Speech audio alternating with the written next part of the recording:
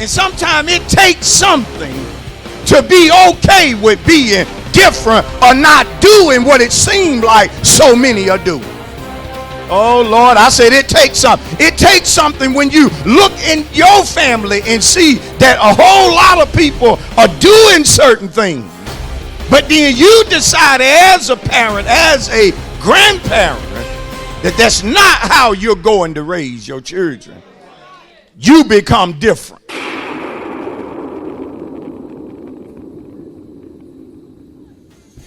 it to Jesus. Hey, and let God. You gotta and let God. Don't worry about it. And let God. Cast your burden and let God. Let God do it. Let God do it. Let God do it. Let God do it. Don't worry about it. You gotta let him do it. Don't cry about it. You gotta let him do it. While you're staying up all night. While you're worried about it, you can't work it out. Let God do it. Let God do it. Notice Proverbs 4, verse number 7.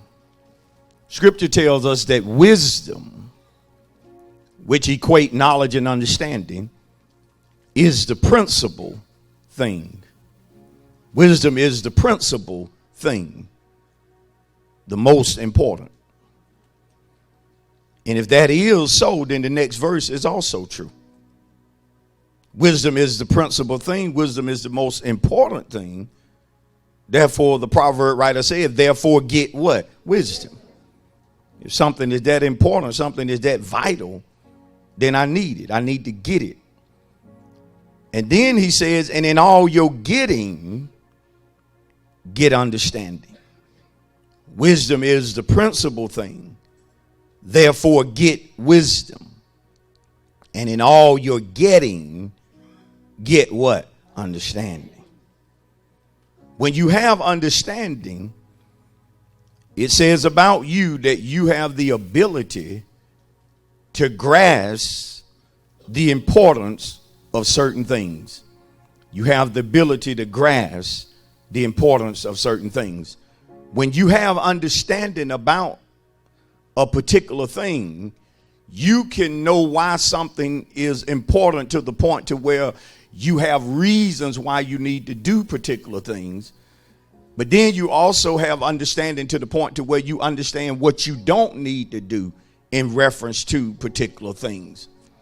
Wisdom is also that which you can explain to another person. If you truly have understanding about something, you should be able to articulate or explain what you have grasped or what you have learned to another person. Why? Because you possess understanding. But notice that when it comes to divine wisdom, a divine understanding, as saints of God, we have to desire it or we have to get it. Don't miss this now again, because a lot of folk will sit in the church, yet they really don't want to get wisdom. They don't want it. Never do something just because you say, well, pastors say we don't need to do it. You need a better understanding than that. You need to understand, why did pastor say we don't need to do it? What scripture did he take us to? What did he teach us in reference to it? Don't ever just say, well, I ain't doing it because pastor say don't do it. Now, that may be an okay place to start, but as you mature in God, you need a better understanding than that. Am I right about that? The one thing we need an understanding about is evil. We need an understanding about evil. Notice Psalm 34:14. The psalmist said, depart from evil and do what? Depart from what? Evil. And do what? Good. Depart from evil and do good. Good having to do with do justly or do right. But notice that in order for me to do good or to live justly, I have to depart from evil or from things that I know is wrong or sinful. Now listen to me. I'm not going to depart from evil unless I have an understanding. Because if I don't have an understanding about evil, I can easily deem evil good and participate in evil thinking that I'm doing something good, when in actuality, I'm doing something evil.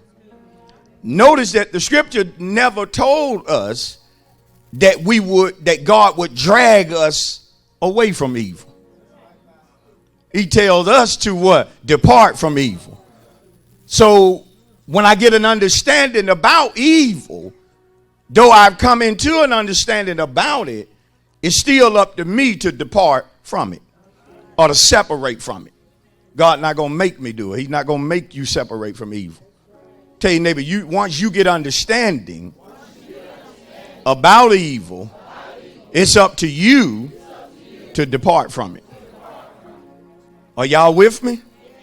Now the evil that I want to deal with, and I want us to receive a better understanding in reference to this evil that takes place. Based upon all that I've said, look at your neighbor, tell your neighbor the subject this morning, a better understanding of Halloween. Tell somebody else, a better understanding of Halloween. Tell your neighbor this morning, we're going to receive, we're going to get a better understanding of Halloween. Let's give God a praise on this morning.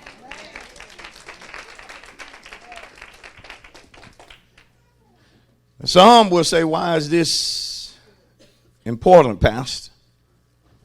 It's important because as saints of God, we need understanding. And in the book of Jeremiah, the 10th chapter, God prophesied through Jeremiah to his people, basically telling saints that we don't need to learn the way of the heathen. We don't need to learn the way of the heathen or the way of the Gentiles. And so when God began to teach his people, one thing that he taught them was that they needed to be careful in reference to learning the ways or the customs of the heathens.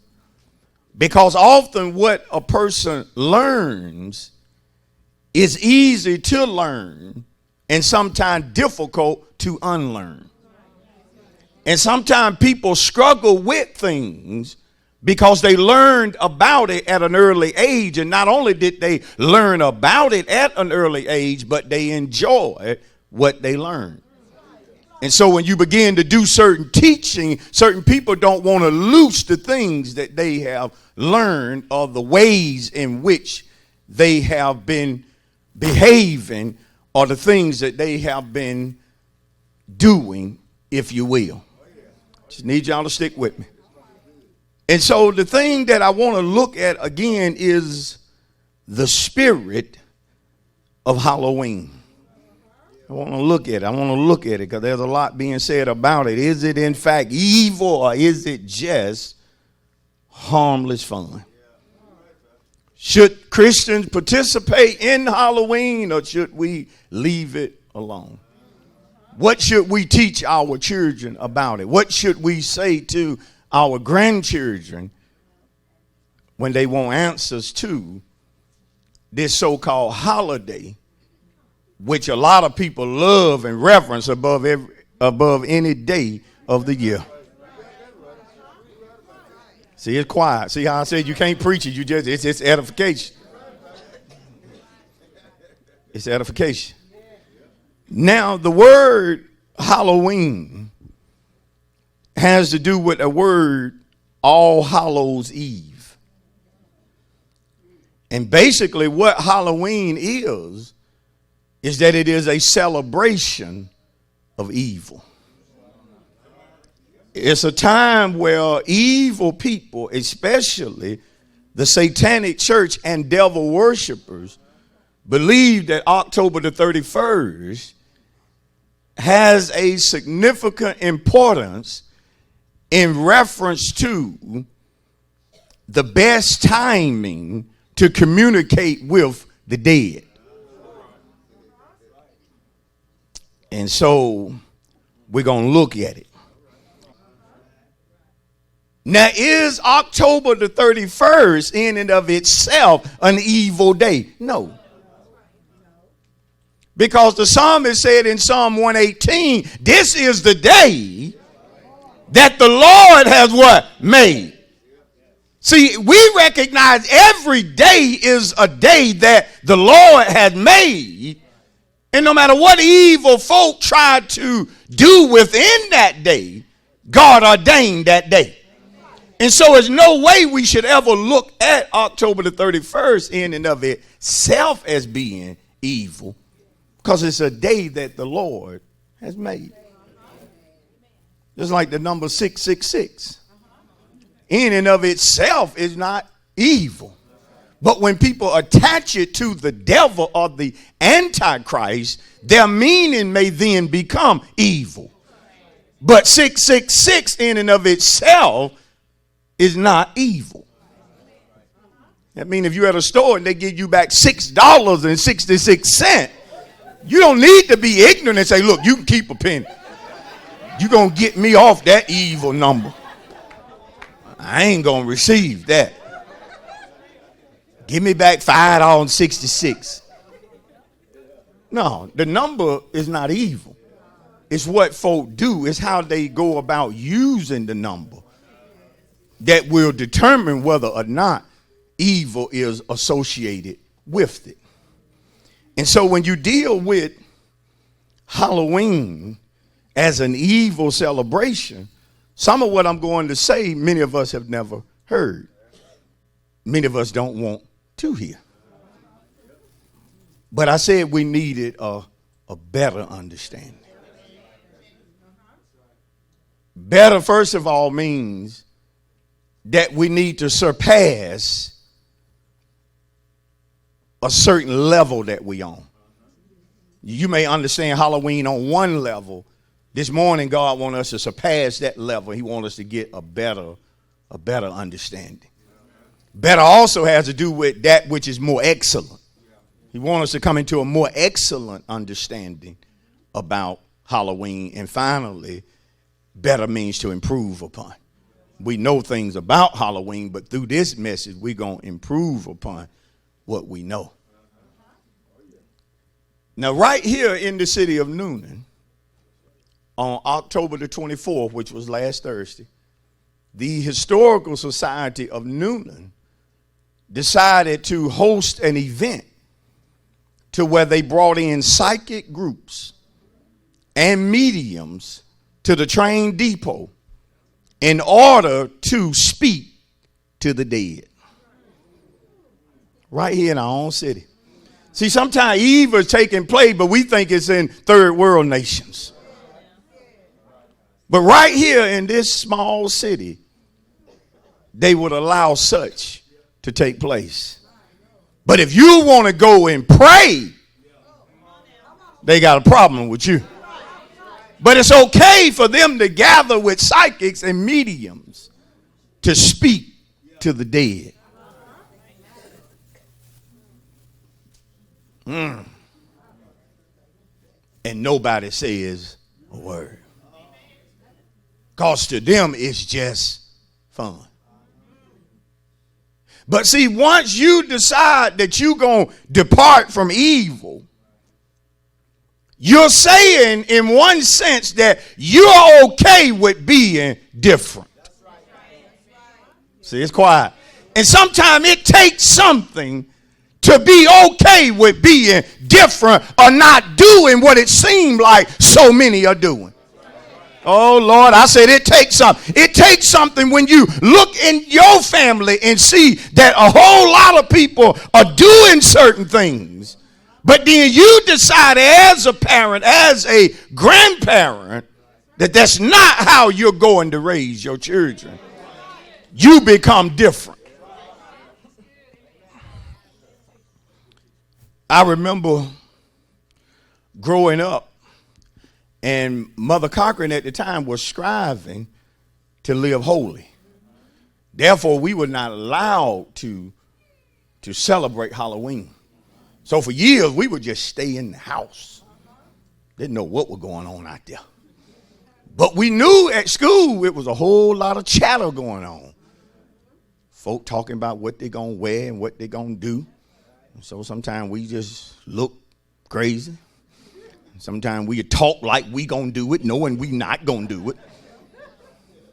Trying not to be different. See, you have to be careful because sometimes folk will try to make you think you wrong for teaching your child right. Will try to make you think you're hurting your child by not allowing them to participate in stuff that's evil, and they'll try to manipulate you and treat you like you don't have understanding. So one year, Deep got to feeling good. By good, he was tipsy.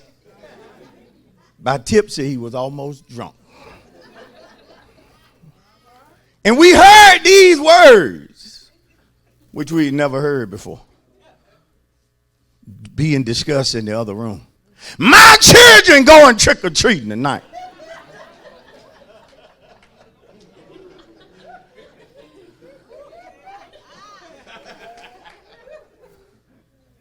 And we were like, dude, what? He said, they going tonight. So we come running in, just, Daddy, we ain't got nothing to wear. He said, you make your outfits.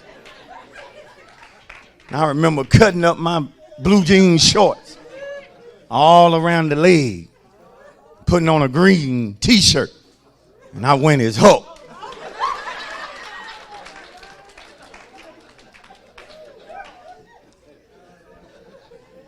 So here we are out here. Folks seeing us. Because we lived in apartments at the time. They were shocked. What the? We were speaking to everybody we saw. Because there were no disguises. Remember, we had to make up the outfit. So they knew who we were. But we was excited, but also fearful because of what Mother Cochran had taught us, had been instilled in us, that you're about to do something evil. But probably to her surprise, we didn't get hit by a car. We didn't get mugged. Didn't nobody walk up and write 666 on our forehead. Matter of fact, we had fun that night. Of all the memories I have, that one is just one of absolute fun. But see, evil can seem fun. See, the fact that we enjoyed it did not take away from it being evil. So, will your children enjoy it? Probably so. But are you teaching them evil? Definitely.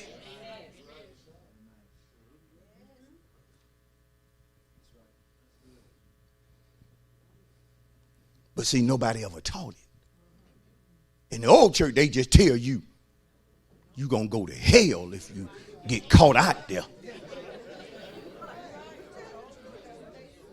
Come on. That's how the old church did it. You ask for a script if you want to. The scripture going to be on the altar. Get up here on the altar. No, that's a devil in you. Want proof of what is so clearly demonic. Come on, some of y'all know what I'm talking about. We didn't play cards. Why? Evil.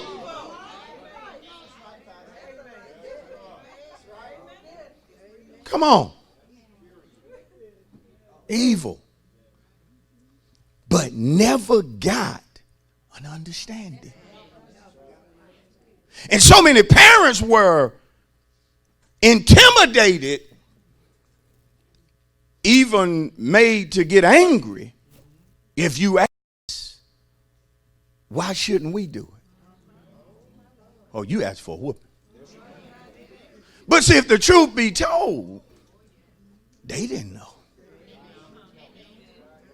Because folk before them told them, you're going to go to hell if you do it. But no teaching. So we didn't have understanding. And you can see why a lot of preachers probably don't want to preach because you get a congregation looking at you like this. So let's deal with some things that are associated with Halloween. And let's try to break it down. Trick or treat. What is that about? Sound harmless. Trick or treat comes from the ideal that on this evil celebration that the dead would come back to the earth and would actually walk the earth, was allowed to inhabit the earth. And in order to appease them, you needed to give them sweets or a gift. If you didn't have sweets or if you didn't have a gift to give, then you got a curse or a trick. See, they had to change the wording because nobody's going to say trick or curse, but trick or treat. I'm going to play a simple trick. And see, so that's where the trick or treat comes from. Trying to appease the dead. The costumes was entered in because people wanted to, some had the idea of dressing like the demons in order to, again, appease this evil celebration. Others had in mind to blend in with the demonic demons and scary folk, where you get the witches, the vampires. Come on, y'all quiet out there. The ghosts, the skeletons.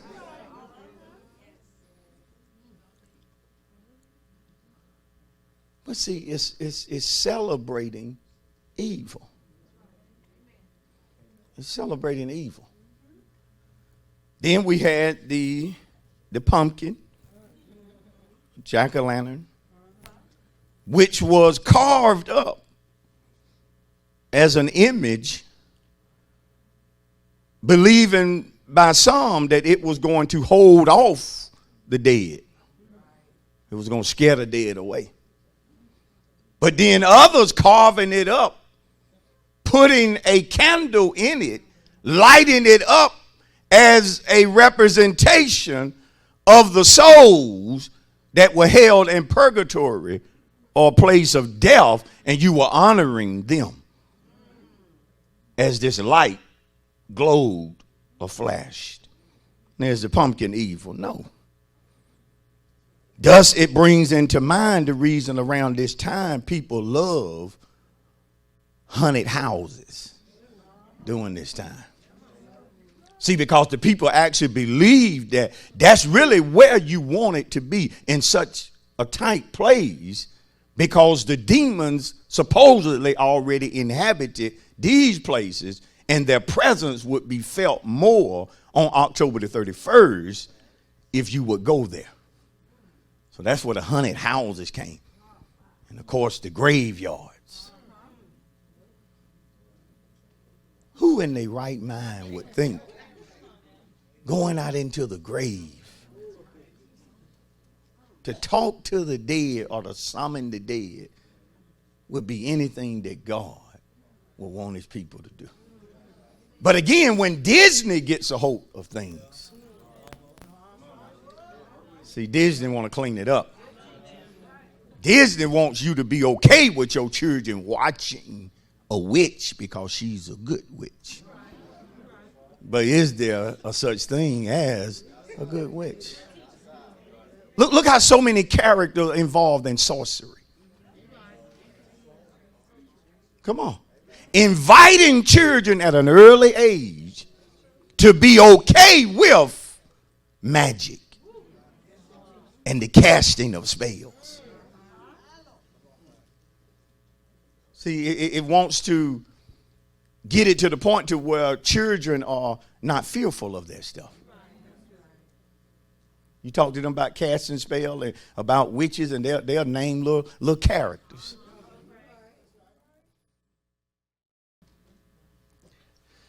When it comes to a medium, it has to do with a person who has the ability or convinces people that they have the ability to speak with the dead. To sometimes comfort people who need to hear a last message from someone that died.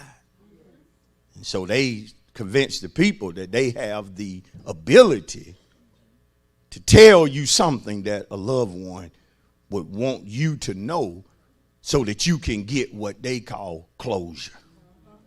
And some folk feel that way. They feel like if I could just speak to them one last time, it'll give me closure. It'll heal me to the point to where I'll be able to move on knowing that they all right, or knowing that they love me, and so forth and so on. Now listen, this is why we need understanding. Because sometimes these wicked people will in fact tell somebody something that seems true or may even be true. But they did not get it from the dead. Rather, they are in touch with demons. And demons, being the knowing ones, tell these evil people certain things. So you need to understand this. Pastor, I thought all that was just for play. No. What some people consider as playful, other folk take it seriously. So let's look in the scripture at what Jehovah says in reference to this type stuff. Because it was going on thousands of years ago, still going on now. Let's start in the book of Leviticus, Old Testament. And of course, in our day and time, psychics, fortune tellers, medium, folk who have familiar spirits, they idolized as being something great. Look at Leviticus 19:31. Matter of fact, Thank you for watching A Word for Deliverance with Pastor Leonard Cochran of A Place of Refuge, Noonan. A Place of Refuge is located at 10 Fisher Alley in the city of Noonan, Georgia. If you would like to visit us, our worship times are every Sunday at 10:15 a.m. and Wednesdays at 7:15 p.m. To order today's message on CD, please call the church office at 770-252-3855 and reference the order number on the screen.